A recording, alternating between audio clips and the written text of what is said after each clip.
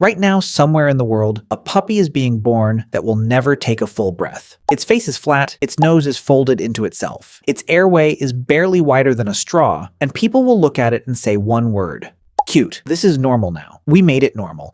But you didn't stumble onto a sad accident of nature. Nature didn't do this. We did. Every strange, struggling, broken, beautiful creature you're about to meet was designed, on purpose, by a hand you know very well. And the last animal on this list isn't an animal at all. Stay till the end, because it's you. Let's go back to the beginning. Before the pug, before the goldfish, before any of it, there was a wolf. Every dog alive today, every single one, is a wolf we rewrote. And once we learned we could do that, we never stopped. In 1959, a Soviet scientist named Dmitry Belyaev started a quiet experiment in Siberia. He took wild silver foxes, animals that snarled and lunged at anyone who came close, and he did one simple thing. Each generation, he let only the calmest foxes breed. That's all. He selected for friendliness. But something strange happened to their bodies. Their ears went floppy. Their tails curled up over their backs. Their snouts shortened. Their faces turned round and soft. He never asked for any of that. He asked for tame, and the whole animal changed to obey. That's the secret nobody tells you.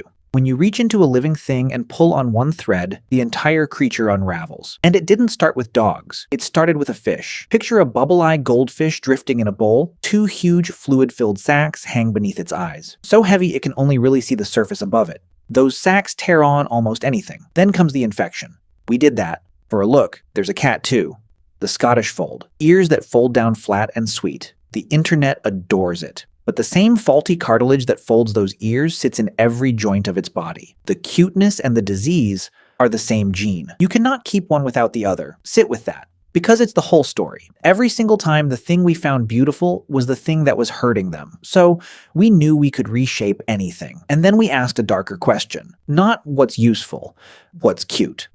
Here's something you've never been told about your own mind. In 1943, a scientist named Konrad Lorenz noticed a pattern hidden inside you. Big eyes, round head, tiny nose, full cheeks. Those features flip a switch automatically. You can't turn it off. It's the switch that makes you melt for a baby. And breeders learned to press it on purpose. So they built animals that hijack it. The flat face, the enormous eyes, the domed little skull, the pug, the French Bulldog. You look at them and feel a warm rush of tenderness. That feeling is a lever, and you were the one being pulled. Because that flat, adorable face is a slowly closing door. The skull was pushed shorter, but the soft tissue inside never shrank to match, so it got crushed, folded, packed into a space too small for it. The nostrils narrowed to slits. The airway kinked. Vets have a name for it. Brachycephalic obstructive airway syndrome. In plain words, the dog is drowning in open air. Imagine breathing through a coffee stirrer. Now, imagine doing it for your entire life, on a warm day, while trying to run.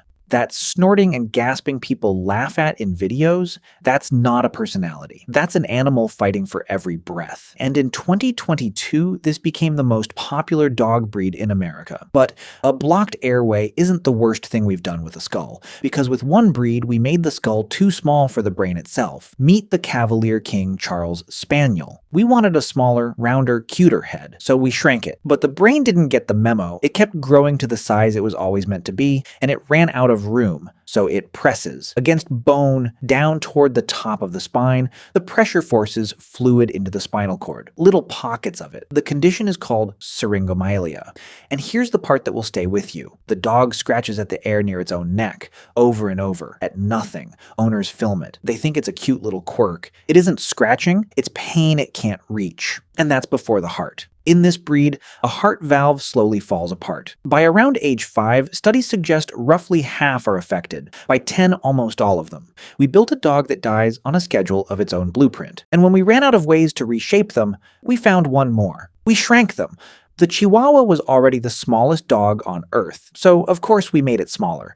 Breeders pushed some down to a single pound, then stamped the words teacup and micro on the cage. Here is the truth of that size. Their bones can be as thin as the bone in a chicken wing. A jump off the couch can shatter a leg like a fall from a rooftop. Their blood sugar crashes without warning, shaking, seizures, sometimes death. We took a living animal and made it too small to survive being alive. And we did it because it fit in a handbag. Now here's where most people quietly relax. Okay, that's cruel breeders and show dogs, not my world.